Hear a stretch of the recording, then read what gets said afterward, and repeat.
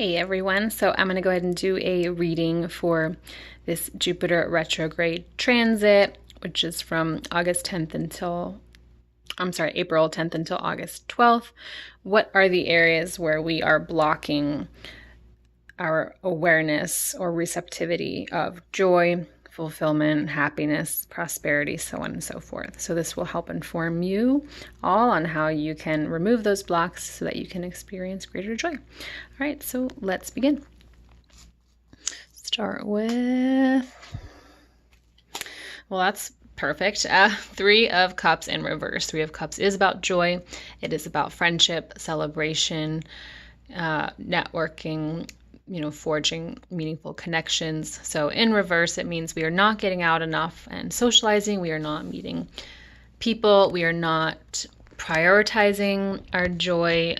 This could even mean we don't believe we are worthy of joy. This could also indicate, all work and no play. If we are focused so much on work and productivity and are we appearing successful and busy on the outside, we aren't prioritizing joy because we don't feel joy itself can bring us prosperity or success. So we think, we put it on the back burner, so to speak, right? Let me get a shadow card to go with this. Escapist. Okay, so what I'm also getting with this is one of the ways we block our joy is by overindulging. So joy is not just self-denial. Sometimes it is overindulgence. So we think we might feel unfulfilled in certain areas of our life. And so in order to mask that, we overindulge in alcohol, in drugs, in food, in sugar, in movies, in social media, internet, so many different things that we overindulge in because we're not feeling fulfilled and we believe that moment, right, that addiction will fill that hole. That is a form of avoidance. It is escapism. So being conscious of that as well, it doesn't mean you can't ever have your guilty pleasures, but it is being aware of when you are clinging or craving certain things to fulfill you rather than simply engaging in them because you want to savor the experience or appreciate the experience in the present moment, not because you're using it to fulfill you, right? So that's important. I'm going to move this crystal over a little bit. Let's get another card, another tarot.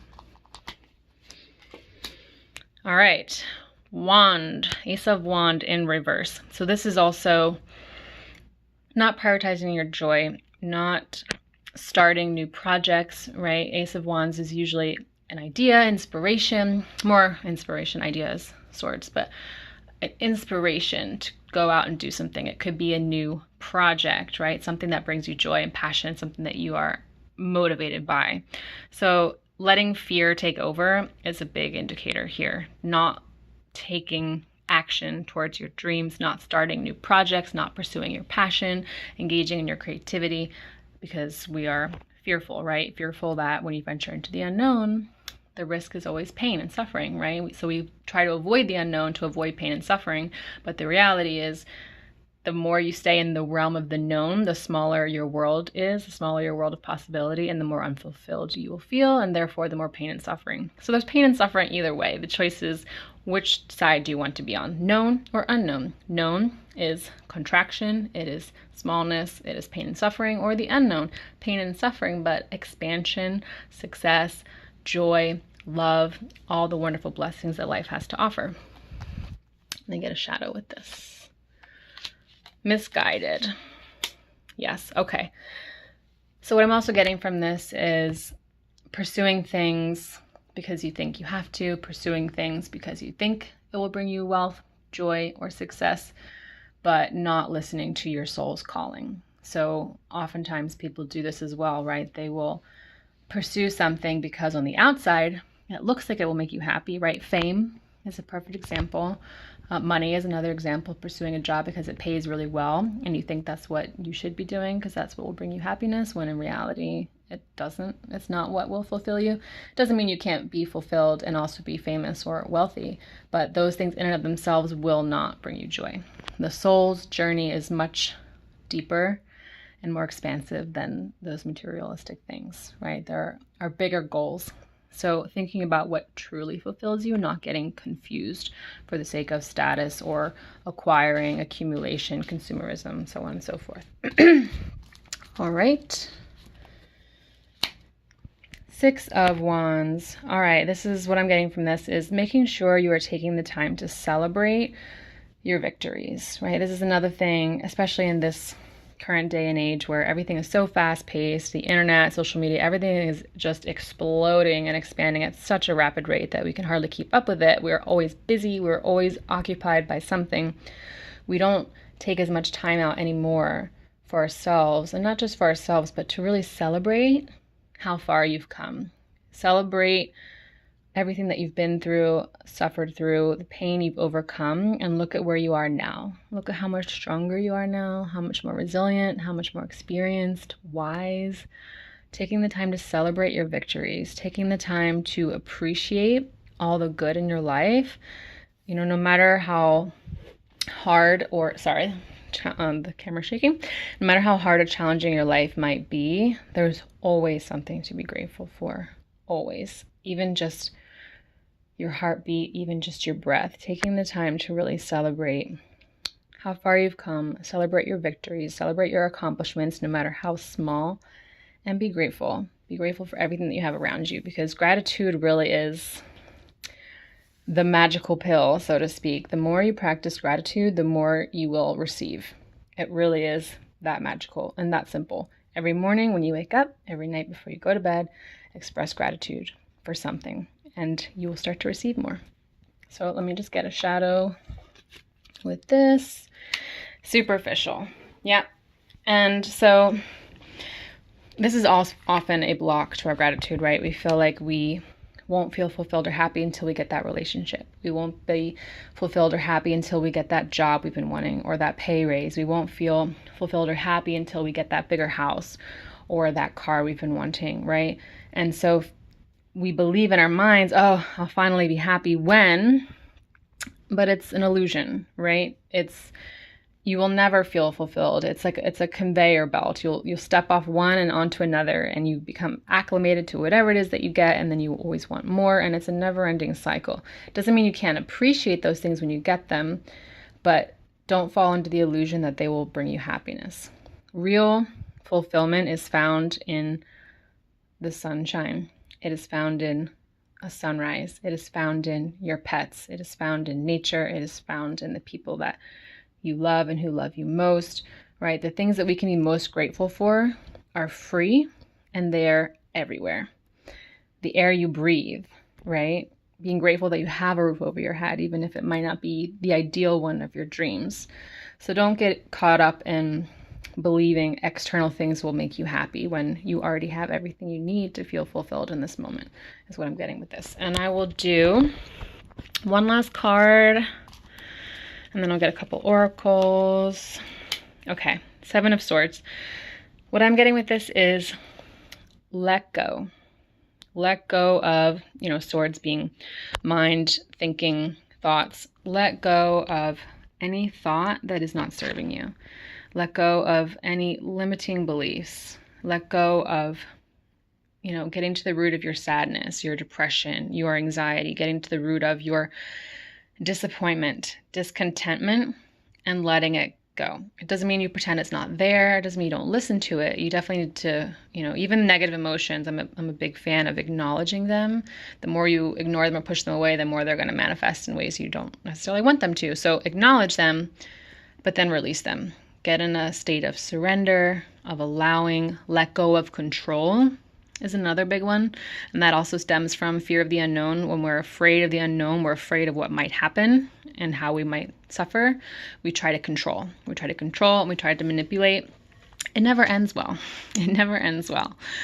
You can buy into the illusion for months, years, even your whole life sometimes. There are people that do that just cling to that need for control, but it doesn't really work, does it? I mean, ask people that always have to be in control of everything if they're deeply fulfilled. We all have the tendency, so it's not about judging or criticizing, right? But just recognizing that you are co-creating with the universe. And in order for you to receive all the wonderful things the universe would like to offer, you have to let go of control. Okay? Shadow. Stagnant. Yes, that is another aspect. I love this. I love this combination. We like to control things because we want things to be predictable. But when we do that, we stay inside of our small world, the small world that we live in, based on our perception of what is possible. And the big world out there is so much grander than anything you could possibly imagine. And the problem is when you try to control and you try to live in the present and in the past, and you create your perceptions based on what you think is possible, based on what has already been accomplished, you're living in a world that is stagnant. You're living in a world that has very limited potential, right? If you open yourself up to receive, to allow, to surrender, to widen your perspective, you will end up living in a world that is always flourishing, it is always green, there are flowers blooming everywhere, right? There's infinite possibility beyond what you could ever imagine. And so when you try to control and manipulate and cling to your beliefs, you're living in a world that is stagnant.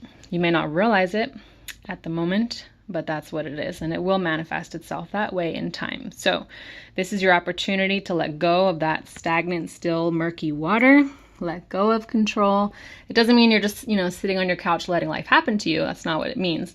Letting go of control means allowing life to flow through you. And when you receive inspired action, you take action. And when you aren't quite sure yet what action to take, you stay in a state of surrender. And so it's kind of like a tide. It comes in and out, right? So a lot of people confuse letting go of control with just sitting on their butt doing nothing. And that is not at all what it means. So just understanding that. You hold on to your beliefs, you cling to what you think should happen, and you're creating a stagnant world. We don't want that. Nobody wants that. Okay, so I'm going to end this reading with a couple of oracles, and I will post the names of these decks in the description below. Hello. Release. What did I just say? I just said it. Release. Let go. It's very hard, believe me. I know, I have been there. It is so hard sometimes to let go because we are afraid of all the bad things that will happen. But the problem is when we do that, we don't allow the possibility of all the great things that can happen, right? And here's the thing with the universe, right? This is the thing most people forget. One of the number one universal laws is free will. And God, spirit, your spirit guides, angels, they will not step on your toes. If you are mentally blocking their assistance, or if you are holding on to a paradigm or a set of beliefs that you believe in, even if they're detrimental to your well-being, spirit will not step on your feet because of free will, because they respect you and your right to make your own choices and to live your own life. So if you want to experience abundance, you have to allow God and the angels and your spirit guides to come in, and you have to give them permission. You have to say, okay, I'm willing to let go of what I believe is possible in order to see or receive from you what is truly possible, right? So you have to release, you have to let go, because the universe will not violate your free will. So if you want to experience all the greatness that is possible for you, you have to let go of control. You have to surrender and give permission. Give permission. Please help me with this. Please show me a different reality. Please show me what's possible, right? One final message. Whispers of love is a great way to end it, I think. Turn on your heart light. Allow yourself in this moment to reflect on a time when you experienced love. This is such a beautiful card. I really love it. This is important because love really is the core of everything. It truly, truly is. Start every single day with love, if nothing else. Then gratitude, and your world will be vastly different. Focusing on the love that you have, focusing on a time when you felt deeply loved, when you felt joy, and focus on that feeling. Don't focus on what went wrong or what could have been different. Just focus on that feeling of deep, profound, unconditional love. That is the creator. That is the very nature of the universe. That is the very nature of your soul, your potential, your past, present, future. It is the only thing that exists. So focusing on that truth will help you to shift all of these other cards, like a ripple effect. Okay? Focus on your light, focus on love, and everything else will flow from that, and you will receive the answers and the help that you need. Okay? So that is how Jupiter retrograde will be impacting all of us. removing the blocks to our joy, to our fulfillment, to our happiness, so that we can experience more joy. All right, thank you guys for watching. Bye.